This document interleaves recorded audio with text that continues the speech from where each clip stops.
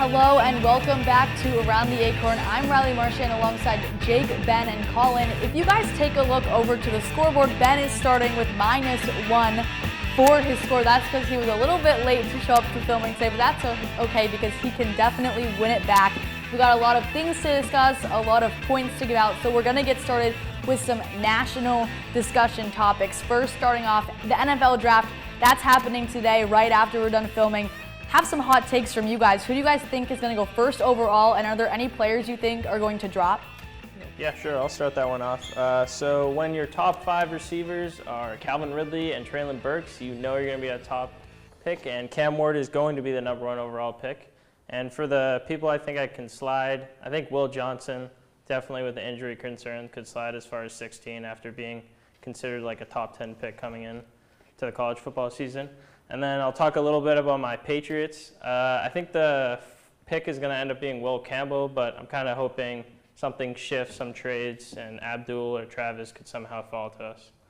Yeah, I don't think that's happening. But I think, yes, Cam Ward will be the first overall pick. He, along with saying Traylon Burks and Calvin Ridley, he was also talking about how Tajay Spears and Tony Pollard were in his top 5 running backs also. So that means you're definitely going to get someone, and he knows that he's going first overall. In terms of who I think will fall, I think Ted McMillan will fall. People have him going as high as like 5 or top 5. I think he falls hopefully to 8 with my Panthers.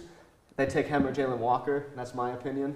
I would like to see either one of those, but he could fall like all the way to 13, 10, 15, any of those spots. Yeah, I agree with those two. Cam Ward is definitely going to be the first overall pick in this draft. I've never seen banter like that before the draft from a player, so that was fun to see. And I'm really excited to see where Shedeur Sanders lands in this draft. In the past couple weeks, he's now going all over the place. Started as the 3rd pick, thought for sure the Raiders were going to end up with him, and now his future is definitely uncertain, so excited to see where he ends up. I'm going to give the first point to Colin. I like his optimism with the Patriots. Hopefully we can get someone very good and hopefully not trade our pick, because I know we were talking about that before. Maybe they trade up to 10, but hopefully that doesn't happen in my opinion. We're going to transition now to the 2 leagues that have the playoffs going on. So NBA, NHL, both just started recently. What are your guys' favorite teams right now, just in the beginning? I'll go ahead and start that one off. I'm a Carolina guy, so I think the Hurricanes have a real shot. They got to beat the Capitals, though. I think Capitals or the Hurricanes, whoever wins that will probably win it all. I mean, Canes have started 2-0 versus the Devils, so they're playing very well. In terms of NBA, I was leaning Warriors. They looked so good in Game 1 versus the Rockets, but the Rockets played really dirty Game 2. Injured Jimmy Butler with a pelvis injury. Never seen that one in a long time. But now I'm thinking it's probably going to be the Thunder. They've been so dominant versus the Grizzlies, so I have the Thunder beating the Celtics in the champ. I'll argue off of that. I think the Celtics are going to beat the Thunder in the championship. I mean, without Tatum, they still beat a team that kind of slows you down and had previously been 2-0 against the Celtics. And then for the NHL, it could definitely be a couple of teams coming into the playoffs. I was really high on Vegas, but so far Kaprizov has really been able to take over and show that they could definitely be in the series. So I think Dallas could definitely be a sleeper that could make their way. I think if they win, they can beat the Jets, and then either Vegas, whoever comes out of there, they can definitely take down and then win the Stanley Cup. Yeah, for NBA, I also have the Celtics. I think it's the safest pick, the smartest pick. I think that's a problem with, not a problem, but the Celtics are an all-around team, deep on the bench. The big 3 has been playing well, especially their last game. And I also think the West is a little bit trickier. I think there may be some upsets there. And if the Celtics come out into the finals and it's not the Oklahoma Thunder, I think it'll be pretty ugly. So, I think the Celtics definitely have the best chance to win the finals right now. And then for the NHL, we like the Capitals. Their first 2 games, they've looked really strong. Logan Thompson, the goalie, has put in 2 tremendous games, 25 saves in the first, 35 in the second, with a sick diving save to keep their 1-goal lead. And just the veterans they have on their team outside of Ovi, it include Oshie, Backstrom, Carlson, and Wilson.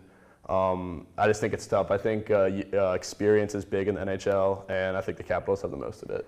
And while I want to give Ben the point because he chose the underdog and didn't choose the Celtics, I'm going to give Jake that point because the Celtics are definitely better than any That's other your team in the Boston NBA. That's Okay, 100% I'm Boston going to give showing. the point here to Jake because he said the Celtics for the NBA, and I really approve of that, and also said the Capitals, and I think that would be amazing if Ovechkin was able to get a ring, get a cup. So we're now going to transition into the last of the Big Four National Leagues. So Major League Baseball, it just started. We're getting into the swing of things. What's the biggest surprise you guys have seen so far from the beginning of the MLB season? Jake, let's start with you. I think biggest surprise is probably the Dodgers. It's not that they're playing awful, but definitely underperforming, I'd say. When you're the best team in MLB and you only get better over the offseason, it's a little shocking to see you underperforming. I mean, the Cubs are owning them. I don't know how that's happening, but it's definitely interesting to see. And now, like I said, it's very early. They're not even playing that bad, so if they get their stuff together, I'm sure they'll be fine. But another surprise, I really think it's interesting how the Marlins aren't the worst team in the MLB. They're just under 500, but I mean, they're really playing like they came into the season with kind of like a bad news bear roster, a lot of young guys. And it's cool to see that they're not the worst team in the MLB. So I think that's good for them. I think it's good for the organization in the future. I'll go ahead and build off that because who I think right now is the worst team in the MLB is the Braves. They've been playing horribly. As a Braves fan, that hurts me so much. But Michael Harris has been playing not great. Offensively, he's been sucking. Defense has been solid. But we've been getting a good amount of comebacks recently. Beat the Phillies in a series. Just beat the Cardinals in a series. We're getting our momentum back. Acuna's back in a month or two. Once he gets back, I think we'll have a real shot. I don't know if we're going to make the playoffs because no team ever started 0-4 has made the playoffs, which we did. But it's going to be really interesting to see. And then also, the Cubs' offense, they've been playing extremely well. They beat the Dodgers, which is pretty impressive to say.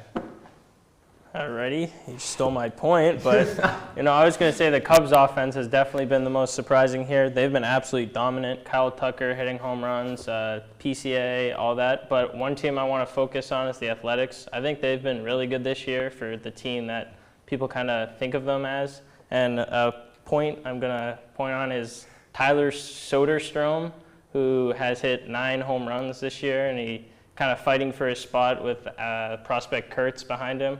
And overall, I think they definitely have a shot to, maybe even make the playoffs. I'm going to give that point to Ben. I'm going to get you back to 0. Oh, I got out you of with that negatives. one. I liked the optimism with the Braves. I know you guys just pulled up Alex Verdugo from AAA. And I'm a big He's been Doogie playing fan. solid. I'm a big Doogie fan, so I hope he does well there. Haven't lost since that point. That is true. We're going to transition now into college sports. So college basketball, the transfer portal. Who will be the most impactful transfer and what team is the early favorite in college basketball, Ben? So the early favorite right now is easily Purdue. Braden Smith they are number 1 on top of every single preseason top 25. Them and my sneaky team is Louisville. Louisville's transfer class has been insanely good. The ACC is going to be a lot stronger this year than they were last year. And talking about the most impactful transfer has to be Henry Vassar for UNC. UNC lacks size so much. I know I'm a UNC fan, but this is actually me being unbiased. It's either going to be a guy, Elliot Cano, Michigan, playing with some big guys. That's going to help him progress a lot. But Henry Vassar is that dominant big that UNC has needed for a long, long time. And I think he will play extremely well. I'm hoping he will carry UNC into the hopefully Elite Eight, Final Four maybe. Yeah, so I've been all over the college basketball transfer portal, so I have a couple of teams to notice. I think Purdue definitely is up there, but I think Michigan has really, really got a lot of players that can definitely play for them. Yaxel Landenborg, if he stays in college, he's insane. You do not want to play against that guy. Another team, I really like Iowa and their decision to pull up Drake's Ben McCullum, and Bennett Sturts is definitely going to be huge, and they've brought in a ton of guys. And the final team is BYU spending their NIL money nice and well, so Rob Wright and AJ Dibanza are definitely going to lead that team. And then for the most impactful transfer, I'm going to go with Xavier Lee just to keep Florida to that national championship status. And for my early favorite, I think Houston could probably win this year. So the transfer portal, I think it's been really interesting in college basketball. I think seeing the 2 seniors with 0 years of eligibility from Clemson enter the transfer portal was definitely interesting to see. They're waiting to see if the lawsuit will give them an extra year, but I think if either of those 2 guys go to a team, I mean, with that many years of experience, I think they'd be very impactful. But I think a team that has made leaps and bounds in the transfer portal is Creighton. Creighton losing a lot of seniors, a talented roster too. Didn't really know where they're going to end up, and they just kind of hopped right into it, putting together almost a starting 5 already. And I don't know their exact ranking, but I'm really excited to see the team that they put together next year, especially in a tough Big East conference with a lot of new faces. I really like the diversity of Colin's answer, so he's going to get the point, putting him up to 2. So now we're going to go over to another transfer portal scene, probably like you guys would say a worse one, I would say. It's been definitely hard to navigate, but the college football transfer portal has been very, very confusing. We saw the mishap with Tennessee quarterback Nico. What do you guys think is going to happen the rest of the season after these big things that have already gone on? So I'll start this one off. I think Nico's decision is going to hurt college football transfer portal so much because he is demanding $4 million. It was already a business, but now him demanding $4 million, he's like, pay me $4 million or I'm not playing for you. Like, no matter what. In UNC with Bill Belichick, they visit him. He had a visit to campus, and Bill was like, are you actually asking for $4 million? And Nico's like, yes, 100%. If you're not offering me $4 million, I'm not playing. Bill was like, yeah, no. So every other team has passed on him besides UCLA, and they were paying him like $1.2, I think. They're not even paying him $4 million. And so he has to pay all that back to Tennessee because Tennessee actually has a lawsuit against him because he left early and he started demanding money from other teams before he actually entered the portal. And he lost money, right? He did end up losing money because of it. And same with his brother. His brother actually has to pay the money back to Arkansas that he got in his NIL fund because he transferred out of Arkansas literally 2 days after Nico committed to UCLA. So that entire family is really wanting some money for, Nico's, in my opinion, he's not as good as that much worth. Like, I think there's so many better quarterbacks in the transfer portal. Like, Carson Beck is good. He got like $3 million from Miami. I don't even think he's worth that, but Nico's definitely not worth $4 million. I definitely agree with that. I don't think I think what Nico was doing was very bad for the transfer portal. I think Tennessee handled it the best way they could. I think they really put him in his place and reminded him he's a now upcoming sophomore college quarterback.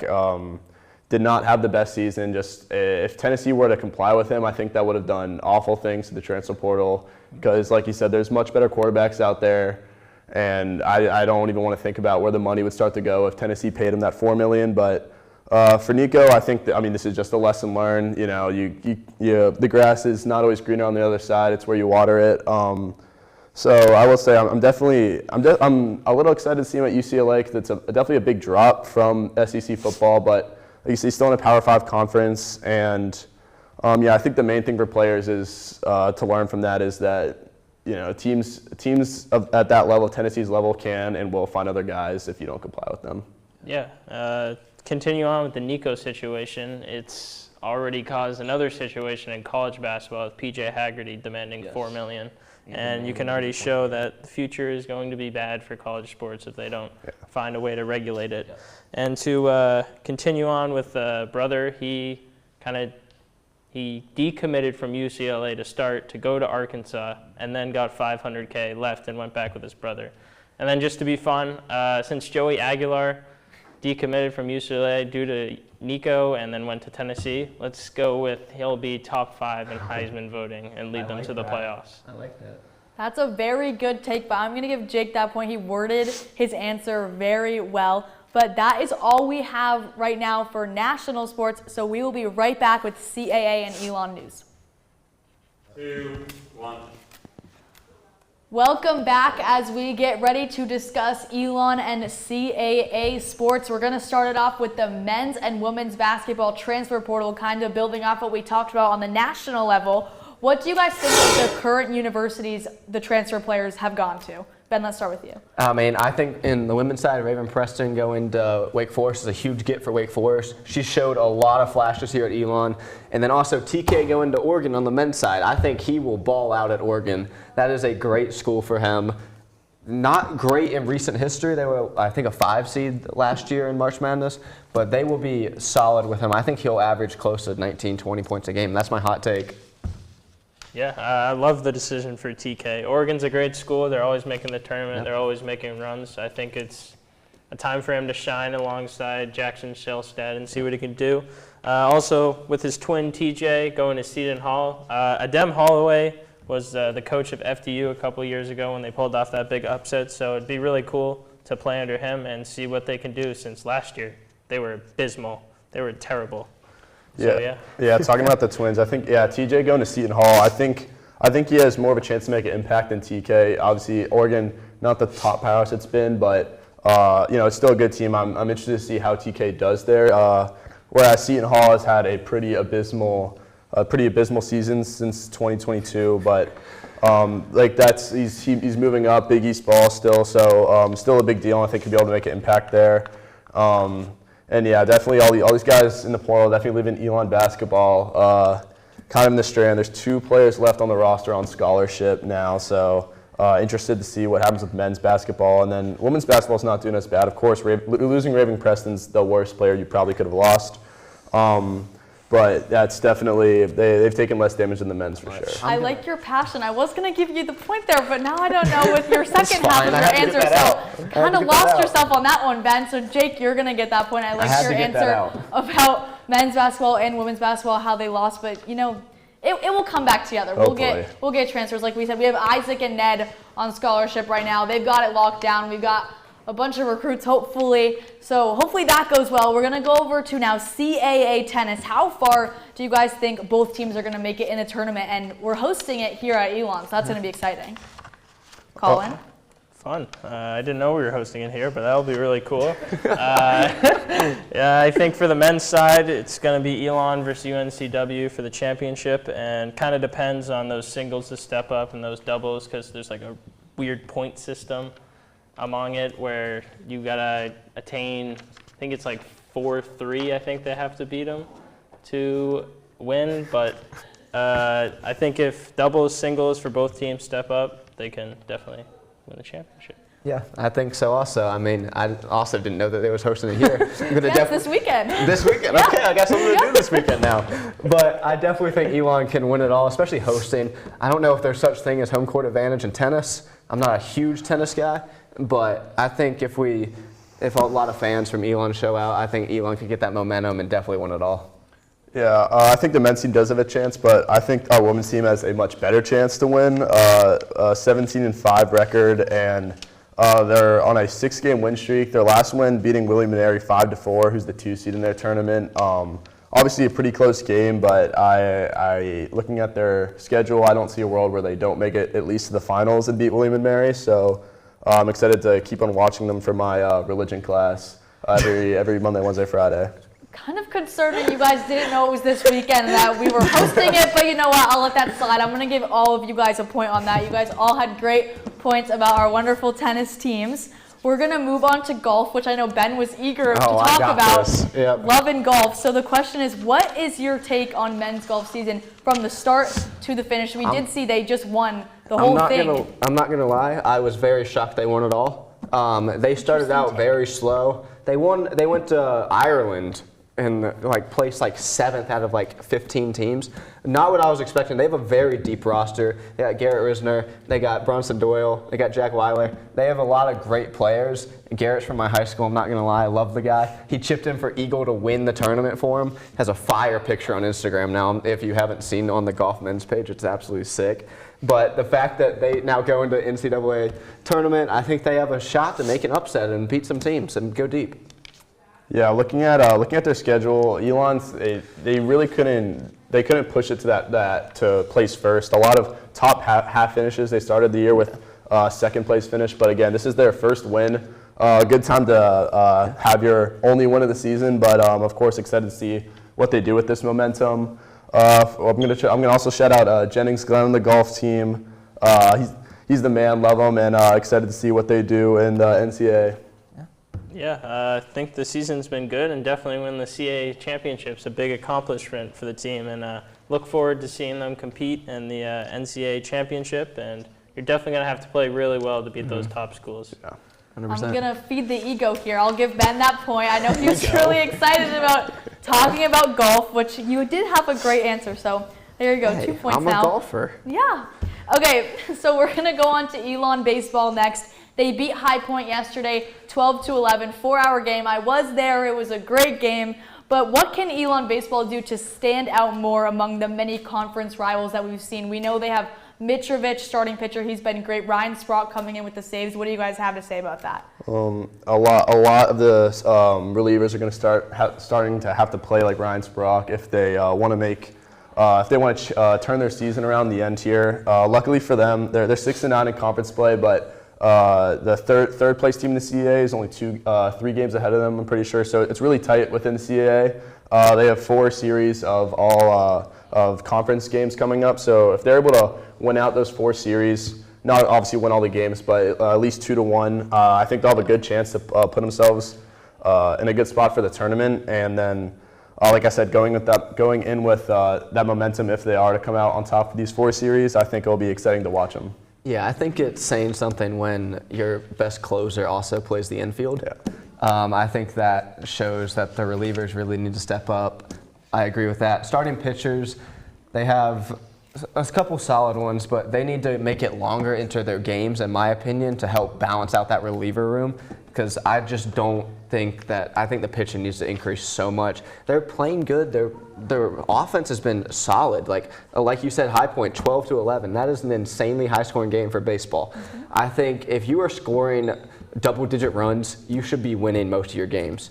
But they're scoring a lot of runs, and their pitching staff just isn't helping them out. So they have to score a lot of runs to win. I'll continue the trend. I think pitching definitely has to step up. You look back at a game against UNC where you're showing promise and you're up against them, but then the pitching kind of let up a couple of runs and you kind of got away from you. And I also kind of think if they keep the bats going, getting those runs, and the pitching kind of keeps teams to maybe like 5 or under runs, or like try to keep them in that range, I think they can definitely get to the tournament and make a run.